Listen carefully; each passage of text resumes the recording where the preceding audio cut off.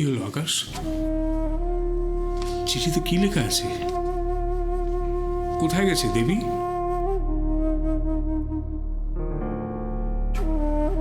কিরে কথা বলছিস না কেন? ইরাবতীর দিকে অন্যভাবে তাকিয়ে আছিস কেন? কি হয়েছে?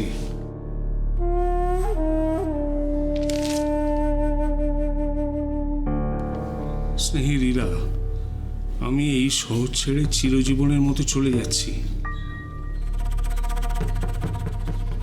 ছেলেবেলা থেকে তোকে কত আদর ভালোবাসা দিয়ে বড় করেছি আমি। ভাবতেও পারিনি তুই কোনোদিন আমাকেই তোর জীবন থেকে সরিয়ে দিতে চাইবি।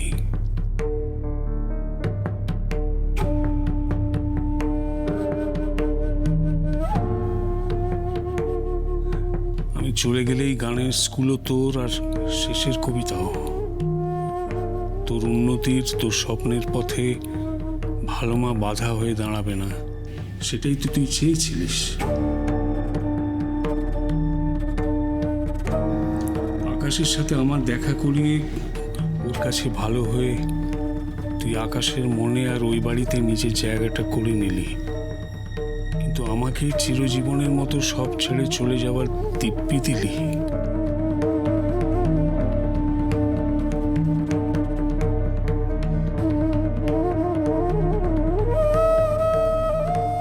বেশ, তুই যা চাস তাই হবে।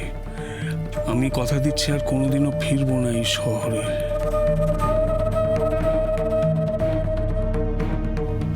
শুধু একটাই অনুরোধ, আমার ছেলেটাকে ভালো রাখিস, ওকে কষ্ট দিস না।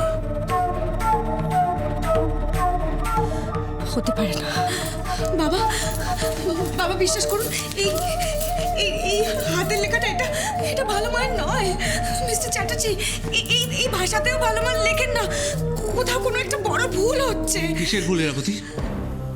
এই বাড়িতে এই চিঠিটা মা না লিখলে আর কে লিখবে? আর কেনই বা লিখবে?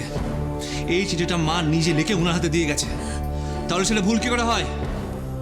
মিস্টার চ্যাটার্জি, আপনার মনে হয় যে এই চিঠিটাতে যা লেখা আছে সব সত্যি? বাবা, বাবা আপনিও কি বিশ্বাস করেন যে আমি ভালো মার কাছ থেকে এই সব কিছু চাইতে পারি? ইরাবতী, তাহলে আমার মা চলে গেলেন কেন? উনি কোথায় গেছেন বলুন? আমি আমার মাকে চাই। আপনাকে না বলে তো মা কোথাও যায় না। মা যতই অভিমান করুক, আপনাকে তো সব জানাই। তাহলে বলুন না, মা কোথায় গেছে বলুন।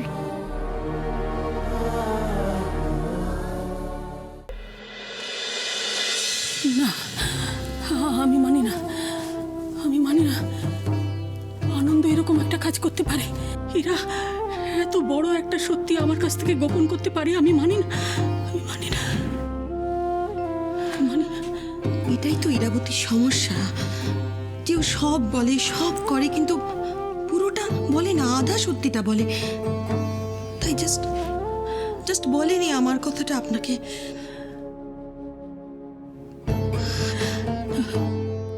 আমি কিন্তু মিথ্যে কথা বলছি না, আপনি নিশ্চিত থাকতে পারেন।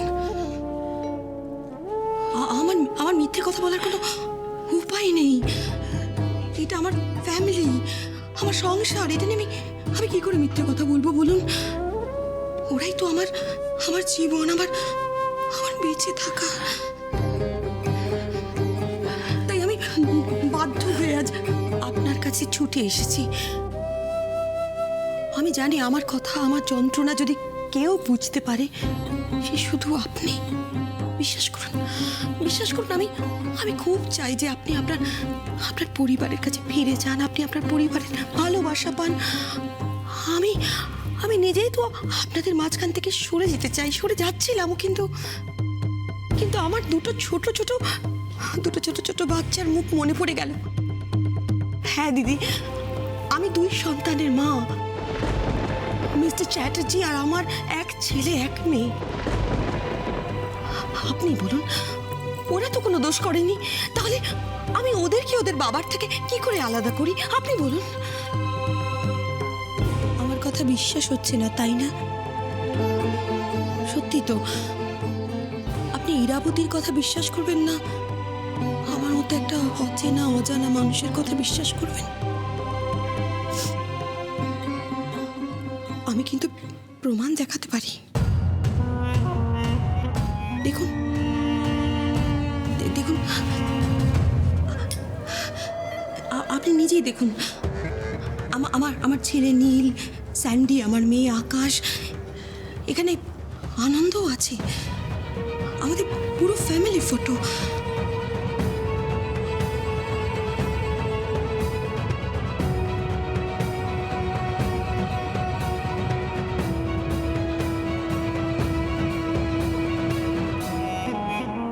মনে হচ্ছে কাজ হচ্ছে।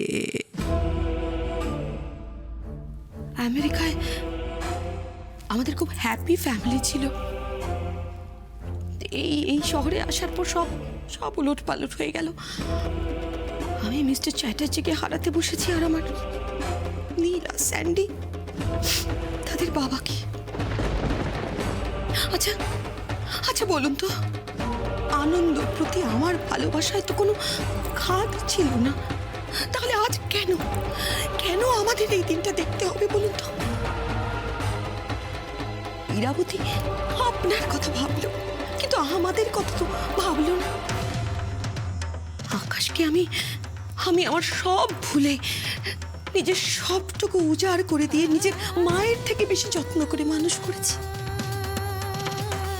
আমার ছেলে মেয়েদের থেকে আমি আগে ওর কথা ভেবেছি। এই যে আজ এত বড় বিজনেস, এর পেছনে কে দিদি? আমি। হ্যাঁ, 30 বছর ধরে আকাশ, আনন্দ দুজনকে আমি সামনে রেখেছি।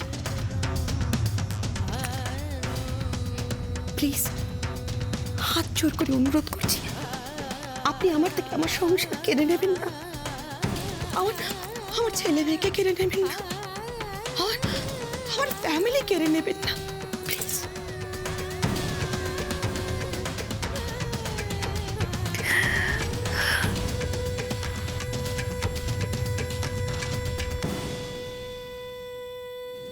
এই পুরো ঘটনার পেছনে নিশ্চয়ই অন্য কিছু একটা আছে যেটা আমরা জানি না। অন্য কিছু কি থাকতে পারে?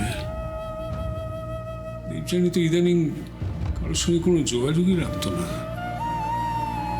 এই বাড়িতে একা থাকতো, আর বাকি সময় তো গানের অনুষ্ঠান নিয়ে ব্যস্ত থাকতো।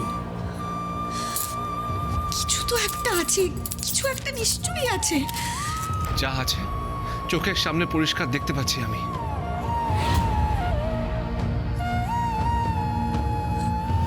আপনি আমাকে বিশ্বাস করছেন না মিস্টার চ্যাটার্জি? বাবা ওনাকে একটু বোঝান না। এই চিঠির কথাগুলো, এটা ভালো মার নয়। আমি কি করে ভালো মার থেকে সবকিছু কেড়ে নিতে চাইতে পারি? আর আমি যদি ভালো মার থেকে সবকিছু কেড়ে নিতেই চাইবো, তাহলে আপনাদের দুজনকে কেন আমি ভালো মার কাছে নিয়ে আসবো? আর কেনই বা ভালো মাকে আমাদের কাছে ফিরিয়ে নিয়ে যেতে চাইবো? শিলা ঠিক করে বলতো, সেদিন কি হয়েছিল? সেদিন তোমাদের আসার কথা ছিল, কিন্তু তোমরা এলে না। তারপরে হঠাৎই মা গোছগাছ শুরু করলো, আর যাওয়ার সময় বলে গেল যে তুমি এলে তোমার হাতে এই চিঠিটা দিতে। আচ্ছা, তুই ঠিক জানিস ভালো মাই এই চিঠিটা লিখেছে? কি বলছো এরা দিদি? মা ছাড়া এই চিঠিটা কে লিখবে? হতে পারে না, এটা কিছুতেই হতে পারে না। ভালো মার আমার উপর হাজার রাগ হোক, হাজার অভিমান হোক, এই কথাগুলো ভালো মা আমার সম্পর্কে লিখতেই পারে না। ইরাবতী, মা কি করতে পারে আর পারে না সেটা ভেবে আর লাভ নেই। মা আমাদের ছেড়ে সারা জীবনের জন্য চলে গেছে, এটাই একমাত্র সত্যি। আমার মা আমাকে ছেড়ে চলে গেছে, আর দায়ী করে গেছে আপনাকে।